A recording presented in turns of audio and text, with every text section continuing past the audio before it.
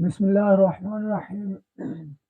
क़ाल rabbi इश्रह ली सदरी व यस्सिर ली अमरी वहलुल उक़दतम मिन लिसानी यफ़क़हू क़ौली रब्बि ज़िदनी इल्मा रब्बि ज़िदनी इल्मा रब्बि ज़िदनी इल्मा। सदक़ल्लाहुल अज़ीम।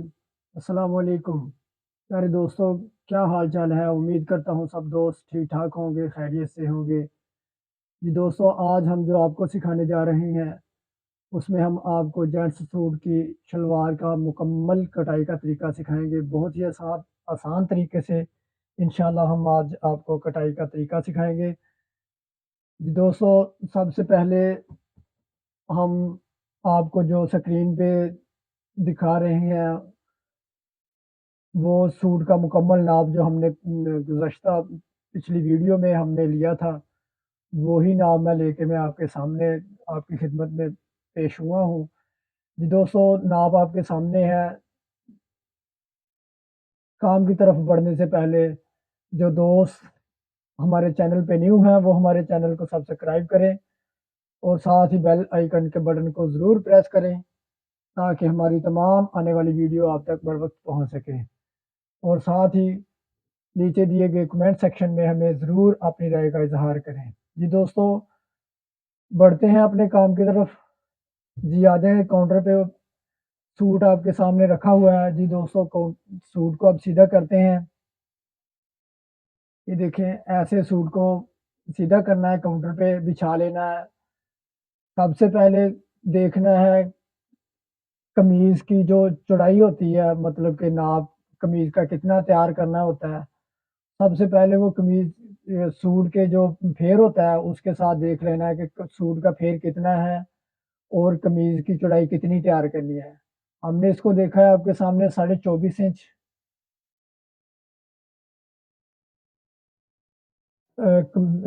दूसरा सूट का फेर है, हमने 21 इंच तैयार करना है और इसी तरह इंशाल्लाह हमारी जो कमीज़ निकल जाएगी। इसलिए हम इसीलिए इसी तरीके से कमीज़ को फ़ोल्ड करते हुए काट लेंगे।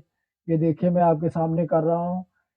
अच्छा, चौरस जो कमीज़ होगी, चौरस घेरे वाली, उसको 3 इंच ज़्यादा मार्जिन से काटना है। ये देखिए हमारी जो नाप है हमारा कमीज़ का वो 39 इंच है। हम इसको काट रहे हैं 42 इंच पे।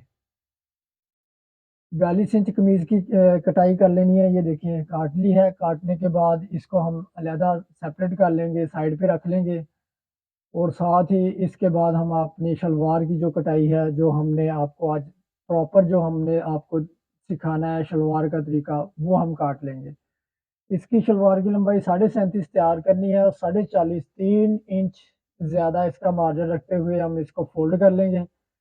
ये देखिए, ऐसे हम शलवार को फ़ोल्ड कर लेंगे। फ़ोल्ड करने के बाद ये देखें ऐसे कपड़े को समेटते हुए फ़ोल्ड कर लेना है। फ़ोल्ड करने के बाद काउंटर पे सीधा कर लेना है, ठीक कर लेना है। ठीक करने के बाद एक दफ़ा फिर ये देखें ऐसे लंबाई चेक कर लेनी है कि कोई मसला तो नहीं आया फ़ोल्ड करते हुए, ठीक है। कटाई हमारी लंबाई हमारी ठीक है तो हम इसलिए शलवार की कटिंग करते हैं।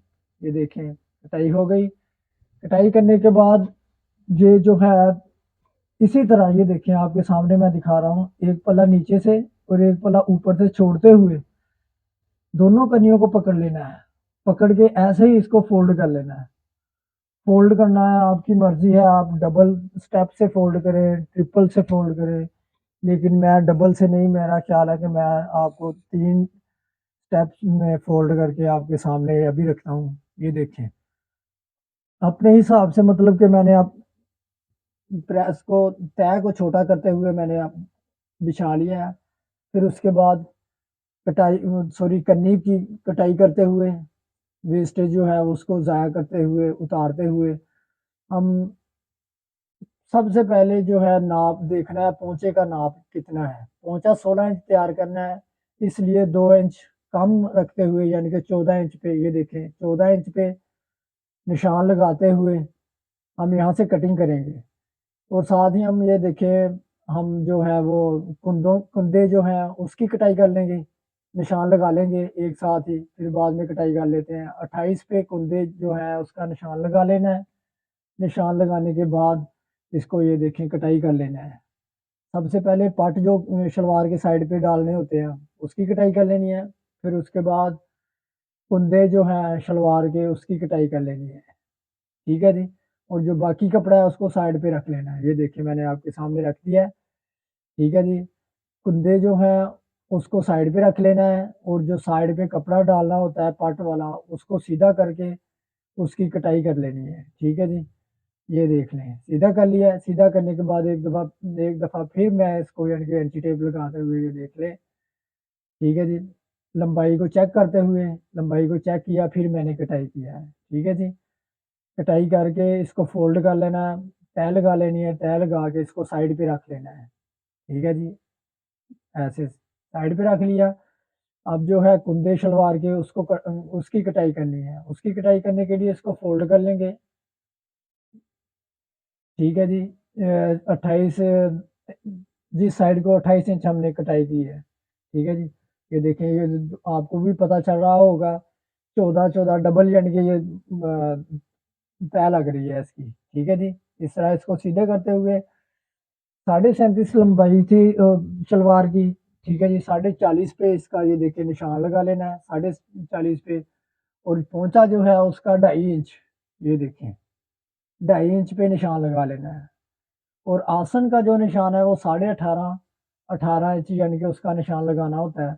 हर शलवार का जो बड़े साइज़ के होते हैं ना, 18.5 से 18 इंच उसका निशान लगा लेना होता है, ठीक है जी?